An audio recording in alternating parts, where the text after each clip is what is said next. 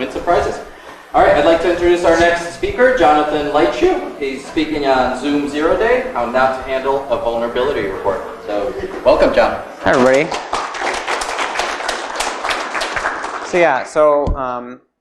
As I said before, my name is, oh, come on, please now. My name is Jonathan Leitschuh. I'm a software engineer and security researcher. I currently work at Gradle, which is a build tool company used for building Java applications around the world. And you can find me on Twitter. So I got into software security in this space probably about a year and a half ago, where I found I kind of realized that the barrier to entry for finding security vulnerabilities is actually quite a bit lower than I expected, and started finding vulnerabilities and started poking, and this ended up being one of my pokes of curiosity. So let's talk about, so the agenda for this talk is I'm going to cover first the discovery of this vulnerability and the disclosure timeline around this vulnerability, and then kind of my disclosure policy and why I have the disclosure policy that I use.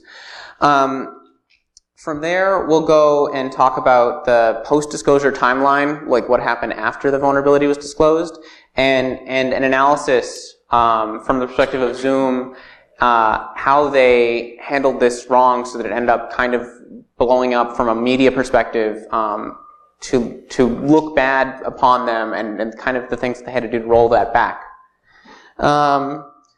So one of the big questions that I get from people on a regular basis is, why were you looking at Zoom? And the simple answer was, I was curious. I wasn't really looking for a vulnerability. The big thing that for me was, I was looking, sorry.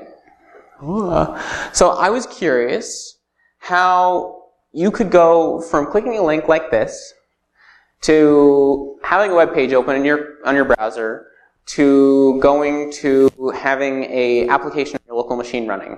Like, what was that chain of events that allowed that to occur? And how is Zoom doing this in a way that was secure? And my initial thought was there might be some communication from your GET request in the browser going through to their servers and then bouncing back to your client on your local machine. I was curious how that worked. And so, what is this black magic that's going on behind the scenes that's allowing this behavior to occur? Because it is so seamless, and so many people are using it, and we were using it at my company at the time. I was working for Plexi, which at that time had been bought by Hewlett Packard Enterprise. So we were using it. And so the first thing that I did was I broke open the Chrome Developer Tools and started seeing this. Localhost connections. Why are there localhost connections? And you'll notice that there is a connection to something on port 19421. And I was confused. I was like, okay, so there's something running on my local machine, and it's talking, it's making GET requests for images, so it seems. Why images? And so I started digging into the JavaScript source code, and you start seeing stuff like this, right? So log, start, load image, right? And so first off, why are they making requests for images? Second off, instead of making regular requests for JavaScript, second off, what is this thing that's on my machine that is what is it doing? And the other thing that was kind of weird was there was this block of logic where the response of the image that came back seemed to be this enum. And so what I found out was that actually the response that this web server gave you was an image of a certain pixel dimension, and based upon the pixel dimension, you would return one of these error codes, right? So a 6x1 image was an invalid, or was a fail invalid domain, right? 1x1 image, success. And so that's how, I was like, okay, this is weird. Why are they giving data back over an image? That seems really weird. And so at this point, right? So I had been able to figure out that One of the things I ended up trying from here was, all right, I see that this logic exists on their site. Can I make the same request that Zoom's website is making from another page, right?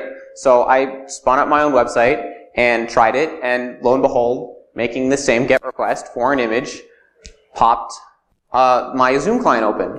But the component that was missing there, right? So I was able to, from that point, I was able to get you from my website, which was malicious, supposedly, right, in the attack scenario, I was able to get you into a video call without your permission, into a call without your permission. The component that was missing, though, was I couldn't get you into a call with your video active, because the default for Zoom calls when you create them is that your video is off, right? So I'm like, okay, well, I've got part of something here. I've got you into a video call, but I don't know if I would necessarily consider that a vulnerability. It's like weird behavior, probably not expected user behavior, but I might not consider that a vulnerability, right?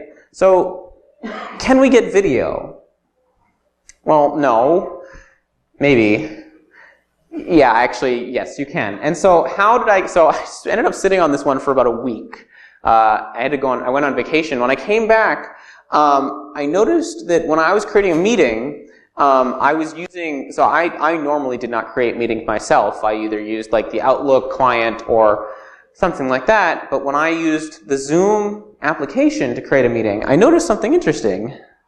This little setting for participants, where you can set the participants to have their video on by default when they join the call. And so what I found out was that if you as a user had not configured your Zoom client prior to, if you had just left it as the defaults, this setting would allow me as the host, when I set up the meeting, to tell your Zoom client, oh, join with your video when you come to join, right? So from there, I went to private disclosure. So when I had the first component, right, just around the video, I reached out to them over Twitter because I couldn't find a security place to report, right? So one of the things that I'll do is I will try to find a security location to report something. I'll reach out to the company over Twitter saying, hey, where is your security reporting thing? And usually you get a contact back saying, here, send it to this email. No response from Twitter. So I finally opened a support ticket. And that actually got a response, which is good. And so I laid out the whole details of the vulnerability, here's the proof of concept with a website that just joined, it's an image. The website was a simple image GET request in an HTML document. This will join anybody to a web browser or to a Zoom meeting without their permission. And the other component to this is I have a disclosure policy. And the disclosure policy that I use is this.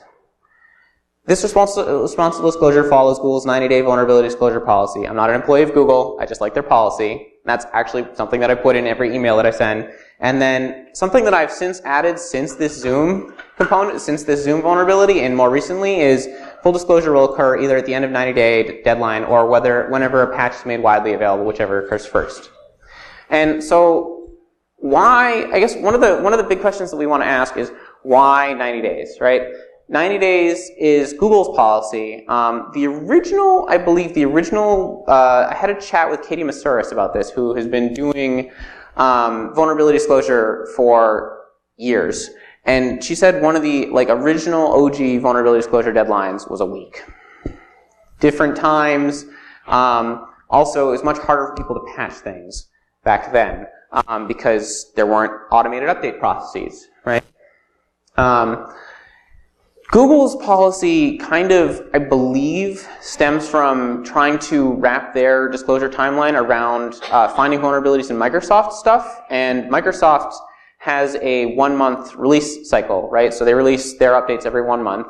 And so this 90 days gives 3 release cycles for Microsoft and some of these big companies that have some of those long sort of release cycles to get their fixes into those release cycles in one of those fixed systems. Some companies have 90 days, some companies have 45 days disclosures. But I do fundamentally believe that, especially when you're shipping software, a disclosure deadline is important. And for two components, right? One component is it gives the company, it puts fire under the company to get it fixed, because otherwise they can just let it sit, right? It doesn't become a priority unless there's a timeline. And the other component is that it's important that these things become public, because if they're not public, then people don't know that there are vulnerabilities that they need to patch, right? And so I also regularly, when I find vulnerabilities in stuff, I make sure that I get a CVE number for the vulnerabilities that I find. And so when I sent my email to Zoom, I got a response, and they said, "Great, thank you so much. Here, we will invite you to our bug bounty program," which they did.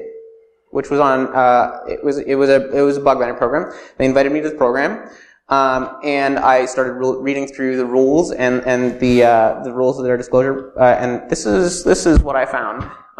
Please note, this program does not allow disclosure. You may not release information about vulnerabilities found in this program to the public.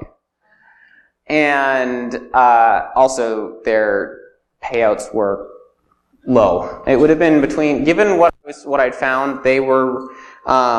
I think the payout they were looking at was between $300 and $800.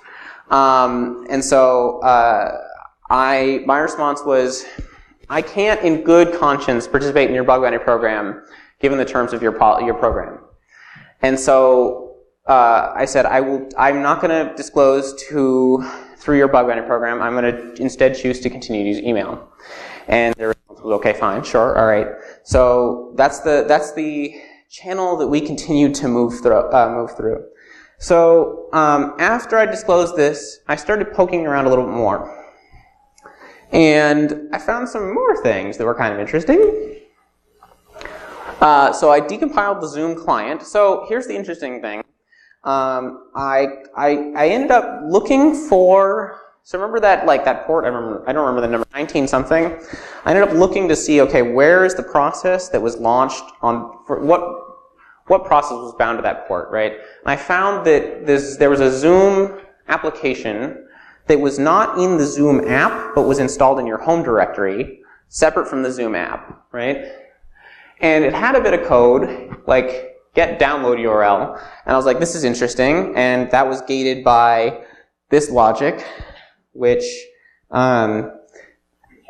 yeah, right. So that's why so if you look at it, it says if R4 is equal to string, and then these are the different strings that they had, right? And so I wasn't quite certain. I'm not very good with decompiled code, especially Objective-C, but it looked like there was some download logic going on, where they were allowing downloads from one of these domains, and I didn't have an answer as to what was going on, but I did check out zoomgov.com, and the DNS record for that was about to expire in about 4 days.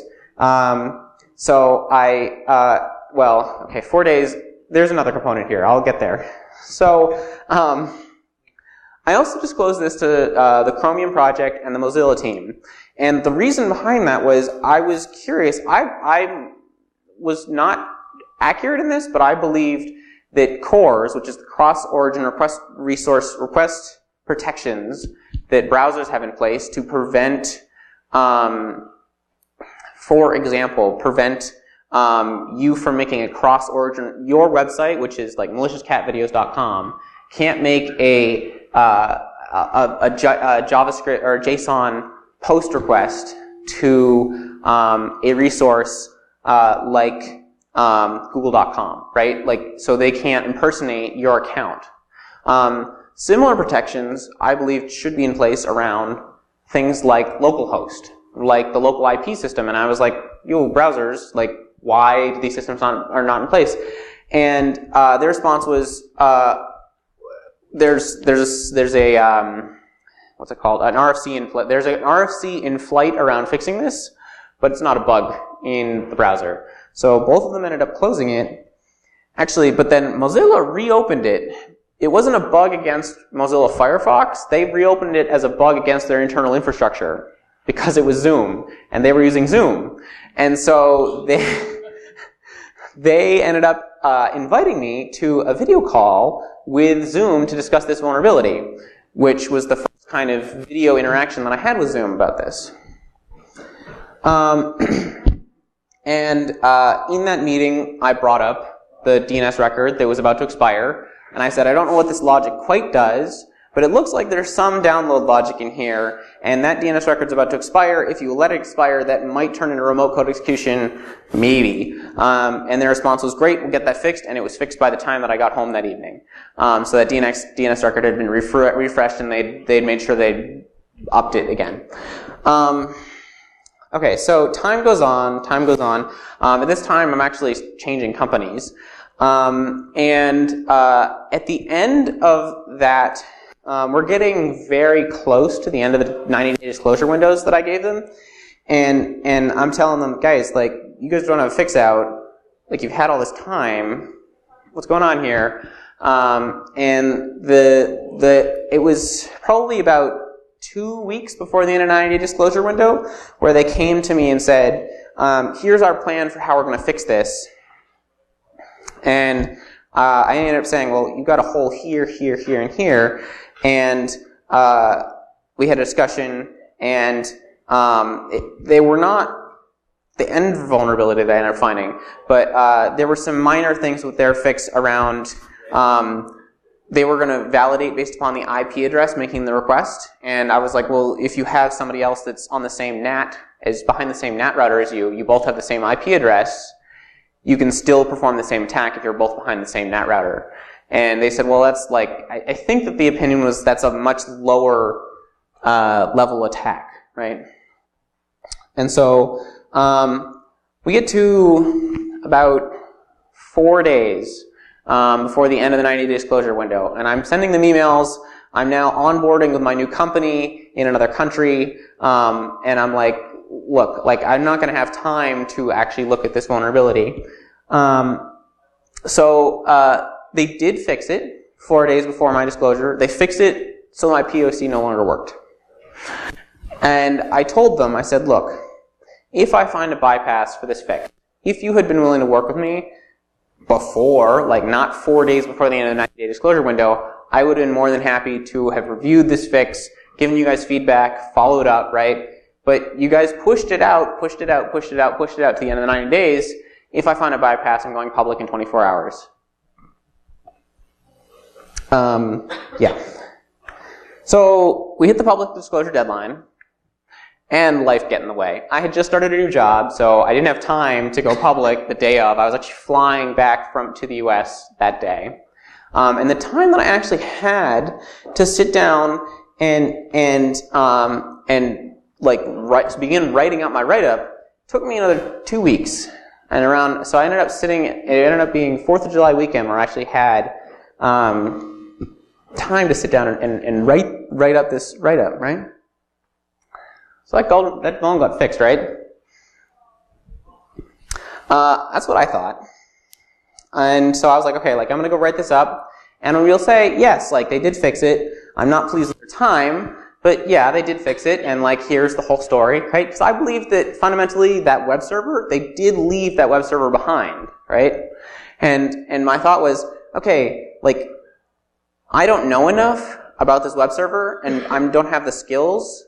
I still don't have the skills to decompile an application like that and find vulnerabilities in it, but it's running on lots of computers. Somebody else should take a look at this, and the only way that I'm going to be able to get that is probably by publishing and getting somebody else to follow up on my research, hopefully. But I found a bypass for their fix. I simply loaded their website in an iframe on my site, and so I could just have all of their code.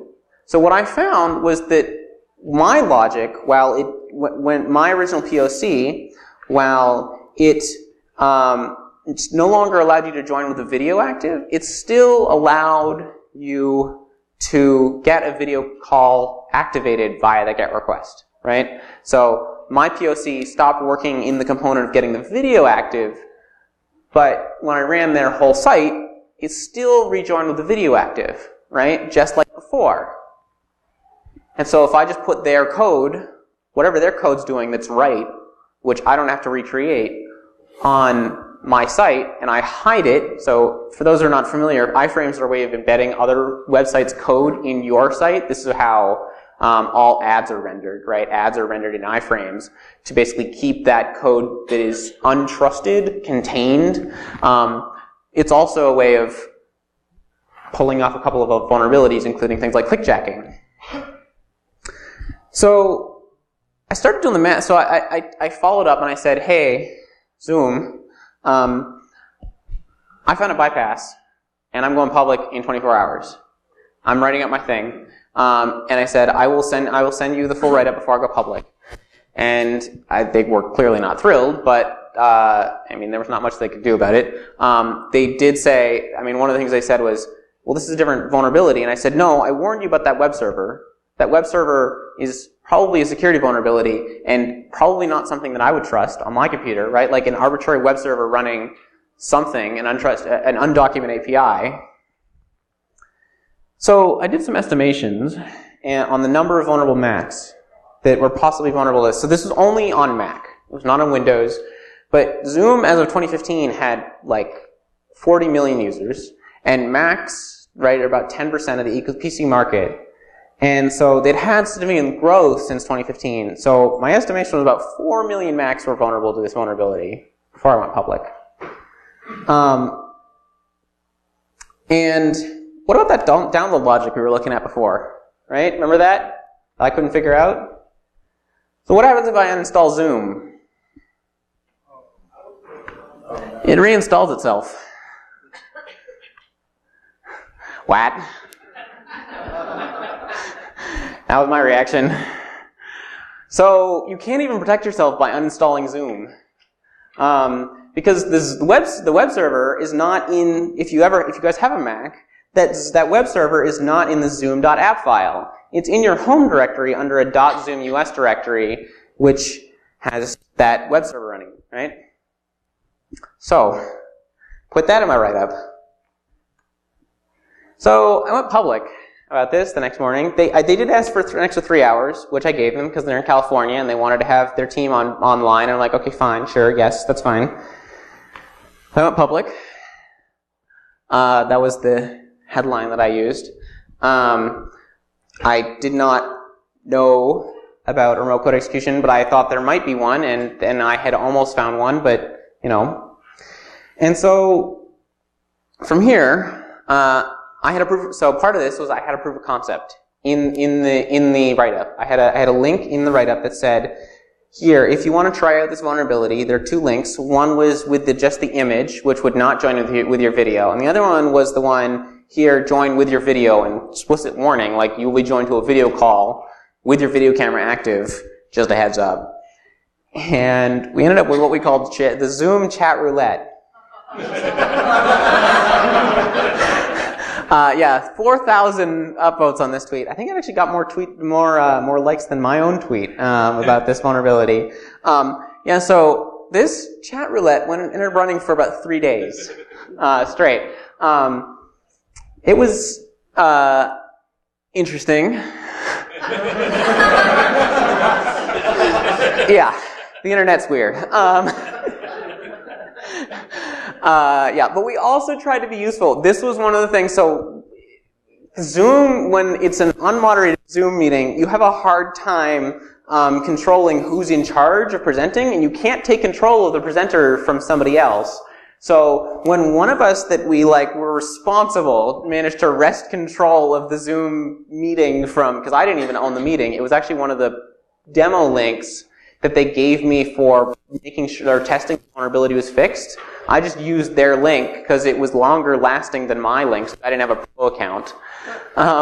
So I used their link that they gave me for this example, and so we put up a banner like this as here's how to fix this if you're here because you're vulnerable, right? So we were trying to help guide people into fixing this, and so we had a whole write-up that was written by Karin, who's a friend of mine that I met since this vulnerability as a part of this, who basically ran the whole here's how to fix yourself.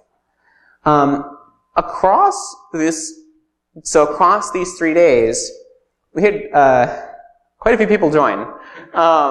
We ended up with about 1,300 people joining this call, and that's just the people that joined while I was connected, because every single time you have somebody join, you get their icon downloaded to your computer. So these are all the icons of people that were actually in the meeting. And so what was Zoom's initial response to this? Not a vulnerability.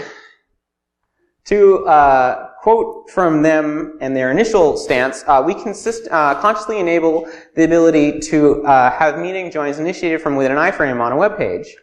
Yeah, right, exactly. When asked whether it was a concern that such iframes require no click, and this is from BuzzFeed, actually, they replied, no, that's not a security concern. Actually, interesting side note, when I posted my tweet about this vulnerability, first news organization to reach out to me, which was kind of fun, was BuzzFeed. Did not expect. They do some really good reporting, but of all the news organizations to reach out to me first, I was not expecting it to be BuzzFeed. I didn't actually expect any news agencies to reach out to me, but, you know, be it what it is.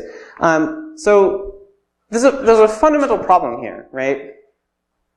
And the fundamental security vulnerability that I was exposing to them was their core feature, right? Their core feature was, we are one click, join you to a meeting, and it's that simple, right? And I don't have anything against that, except for when you can't do that in a way that's secure and that somebody else can abuse to get you to that meeting, right? And so I have not seen a video solution, as far as I'm aware, that allows that one click, that doesn't potentially have some sort of vulnerability in that chain, right? So what about Windows? So interestingly enough, Windows does not have doesn't have that web server, right? But if you checked this always allow these types of links in the associated app. This is a protocol handler, Zoom meeting : / right? You can, applications on your local computer can register handlers with the operating system for when these URL handlers get triggered to get handled by various apps, including your browser, right? If you checked always allow these types of links in the associated app, then that you would not get prompted about joining this call, and Zoom would just pop open. So Windows people were just as vulnerable. So back to the Zoom chat roulette. So yeah, so we learned all this. We were also telling people, right, you need to actually go and check these settings. We'll get to day 2, right? So I went public on Monday, the 8th. The 9th rolls around. I'd been up till 5 a.m. in the morning. That was a stupid choice on my behalf. But yeah, so 5 a.m. in the morning. Slept for about 3 hours. And the next day, the video call was still running, full ramp. We ended up with about 100 people consistently in the call at any one time across those 2 days. At around 2 o'clock, 2 p.m. Eastern Standard Time, the CEO of Zoom actually joins the call, which I had not expected. We had somebody actually the night before that was impersonating the CEO of Zoom and said that they were on the call with the fake name. It was not actually him. I asked him afterwards if it was him. He said no. But the actual CEO of Zoom, Eric Yuan, joined the call. And we ended up having a really interesting dialogue with, at this point, myself, Karin, and 160 people in this video call all at the same time about this vulnerability. I discussed the vulnerability. We discussed some other things we found out. For example, that all video conferences in Zoom were unencrypted by default. I had since, after that, had a competitor, so like a day later, had a competitor come to me and say, by the way, we have a proof of concept that can decrypt any, that we can side channel decrypt any Zoom conference in flight. So that vulnerability. We also discussed various other things like the bug bounty that was, the payouts were low, and some other components. The end result was that Zoom ended up, they made a step back, they took a step back and said, you know what, you're right, this is a vulnerability, we will fix it. And they did end up issuing a patch Tuesday night to get rid of that web server. The problem with that, though, is if you'd ever uninstalled Zoom, you would have to update or reinstall Zoom to remove that web server, right? So the web server, it's like the gift that keeps on giving. So yeah. So the things that he ended up agreeing to as part of this meeting, right, were that they would remove the daemon, they'd encrypt the chat by default, they'd have a public bug bounty program, or at least a public disclosure, like a vulnerability disclosure that is public, and increasing the bug bounty payouts on their private program. Yeah, so they have since done that. And then, thankfully, Apple gets involved.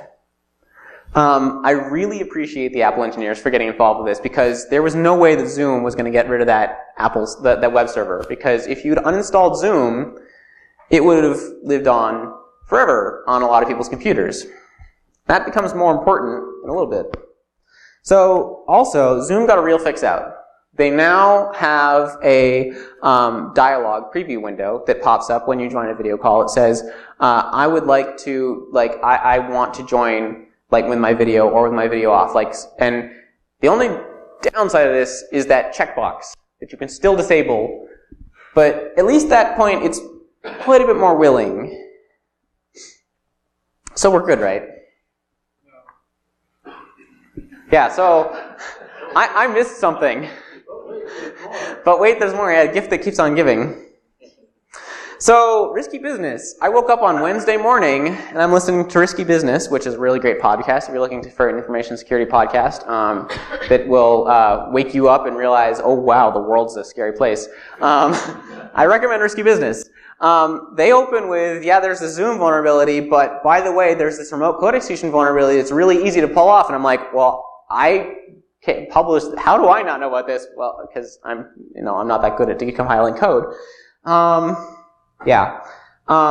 So on the 17th, week later, AssetNote actually did a write-up of the remote code execution vulnerability. And yeah, so there is a, wait, am I?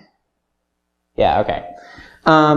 So remember that first bit of logic where I said there was that if check to check if Zoom, if you have is equal, right? So going way back, is equal zoomgov.com, right? There was this other bit of logic that was in there afterwards. You guys spot the security vulnerability here? I didn't, so don't worry about it. That right there is checking to see if those same domains, if it has the suffix of that domain on the URL provided. So if you were to supply, for example, that as your GET request for the domain attack.zoomus, it would parse it and it would say, yeah, that does have the suffix of .zoomus. And you could supply your own file from that domain. Yeah, so I missed that one a little bit. But, yeah, so they went public with that. And they've approved concept. Let's see if I can, yeah, so they actually, thanks to AssetNote, yeah, they,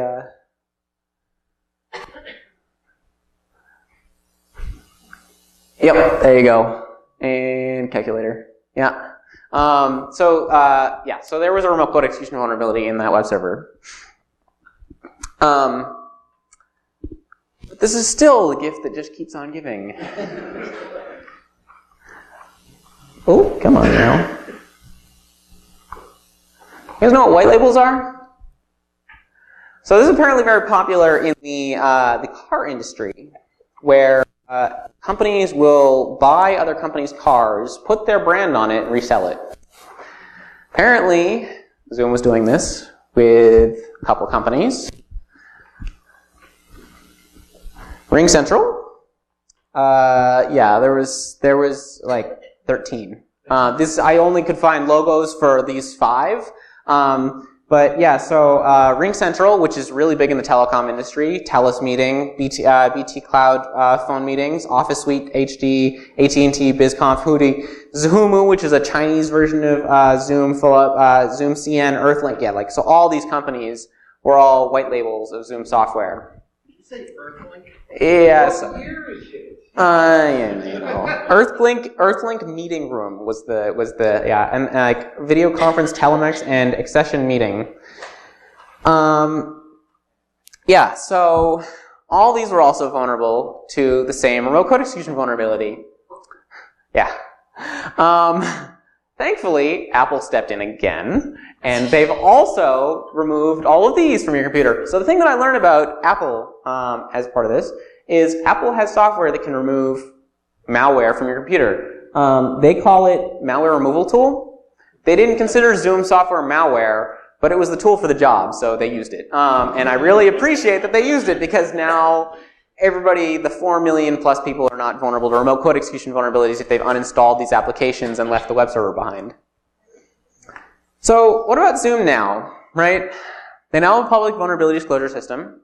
If you go to zoom.us/security, you'll find a link to be able to report vulnerabilities publicly.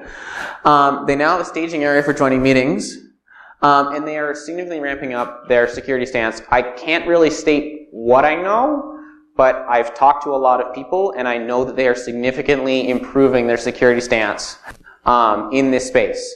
They are doing hiring, and they are engaged in conversations with the right people to improve this situation in the future. So there is like a vested interest in trying to prevent this from happening again.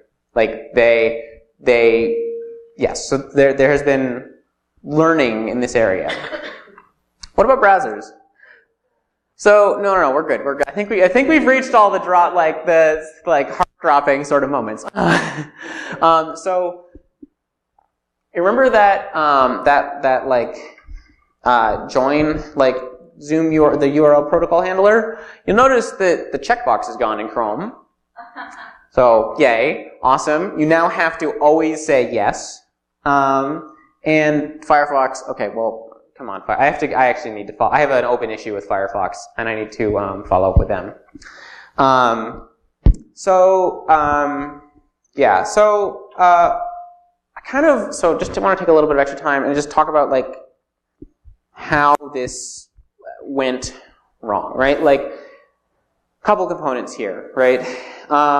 Zoom, they handled this vulnerability in such a way that they immediately took a vulnerability that was public and people could see, and they said, no, this is not a vulnerability.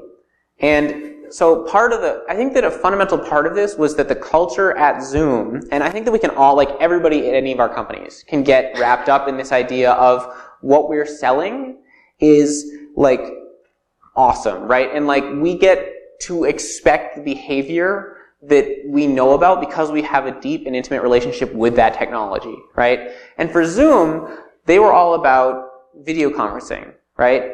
They had a culture where the CEO, this is what I've heard, was that that he would sit in video calls at his desk and just invite people to come join those video calls to talk to him, right? Like that was a fundamental part of their culture, was video is an open door to come communicate with people, right? And when somebody comes in and says your core value add has a fundamental security vulnerability about it, that's going to be really hard for a company to listen to and hear, right? And so one of the components here was the ability to kind of take your software and be willing to think about it as, no, running in this certain scenarios, like people don't expect it to behave like this, right? That can be really hard, but it's important when certain vulnerabilities like this come up, right? The other component is there's this analogy of two batons, and when any breach occurs or anything like that, there's two batons. One is that this is not really a big issue, right? And then there's the other side, which is, yeah, this is a big deal, right? And whichever one you pick up, the media is going to probably pick up the other one, right? And so there's this component to it where you kind of want to validate how people are going to feel about this thing. Because if you don't, you're going to end up having the public and the media possibly take up that alternative view that you don't want. The other component is making sure that all the information is out there. And it's did a nice job with its rolling back and being willing to take an analysis of its situation and say, you know what? This was a mistake, and we will fix it. So the other component that I don't have slides for is the follow-up that I had with both BugCrowd and HackerOne. So after this whole disclosure program, after this whole disclosure went through, one of the things that you'll notice about BugCrowd, and these programs, is that a lot of these companies have private programs, right? They have companies that have private programs on them. And these private programs usually have non-disclosure agreements to them, right? Oh Lord, my computer's dying. Well, it's fine. I don't need the slides right now anyways. Yeah, don't worry about it. Thank you. HackerOne and BugCrowd both have these programs, but there's no really good way of saying, like, I have a bug in a company's software. For example, a company that runs their bug bounty program through HackerOne or BugCrowd, and say, I would like to disclose this vulnerability, but I don't agree to the terms of the bug bounty program, right? Like, I don't fundamentally have, like, the terms that I use don't agree with the terms of the bug bounty program. And interesting response that I got from BugCrowd, which they have since apologized for, was an immediate response of, yes, like, we're really glad that you didn't disclose via their program or during using their bug bounty program, and then try to hold it to a 90-day disclosure window. Basically, you probably would have been evicted from the platform had you done that. And so, yes, I'm grateful that I didn't use, because I'd like to still be able to use BugCrowd in the future. HackerOne took a different approach. They actually changed their policy around disclosure, and they added some guidance for people that wanted to disclose vulnerabilities, that did not conform to the bug bounty program for the company. And they said you can disclose it through us via our just general reporting, and they will guide you to the right channels, right? So there are a lot of problems with bug bounty programs currently where it's hard to hold these companies to disclosure windows, because fundamentally, when they have these private programs, they say no disclosure, they're kind of buying your silence. And I don't really agree with that, especially, right, if in this Zoom case, had I not gone public, Apple probably wouldn't have stepped in and fixed this, right? It wouldn't have been public. Nobody would have known about this. And who would have come in to get rid of this remote code execution from millions of computers, right? And so non-disclosure, when it comes to big issues like this, can be really, really detrimental in the long term. And so I think that public disclosure is an important part of this process, especially when we have shipped software. It's not as necessarily as important when you have a SaaS service, right, that the company is only their software for. But when you're dealing with distributed software that's sold like this, there should be CVEs assigned. There should be public disclosure of these things. And you should have a remediation. And you need to also maybe engage with Apple to say, hey, we need to get rid of this. So, come on now. Come back up, please. I think that's about it for me. My HDMI connection has cut out. You are not the first. Oh, it just turned off. All right. So, I'll give it a half second. So it's just my thank you slide. You can reach me, find me on Twitter at Panasonic.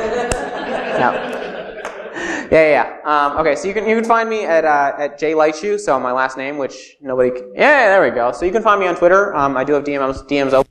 I also had a lot of people that have since come to me and say, hey, I found this X weird thing, what do you think? And I've been like, I will have a look, or I have other people that I now know that can help you look at things, because there are other people that I realize are out there that can help you figure out the dynamics of the vulnerability. And so, yeah, so are there any questions this time? Yeah, anything? Yes? Zoom's Bug Buddy program, can you tell us about the changes to it as far as in respect to dollars and respect to the non-disclosure? Still private. So the reason that I can say they have a private bug bounty program is because they have a public thing that now says they have a public bug bounty program. I do not feel comfortable sharing that information because the information that I know is technically I'm in their program and not allowed to talk about. So, right, like, yeah. In response though, I do want to say, so I did turn down the initial bug bounty program. The CEO of Zoom I've since had a lot of conversations with him. He did really appreciate that I went public about it. Well, he's appreciative of the end results, right? At the end of this whole thing, I did end up with a sizably larger bug bounty paid out. I'm not going to say how much, but it netted me quite a bit more money, and my college loans are quite a chunk off of that, which is appreciated. So, yes. How much is your silence worth?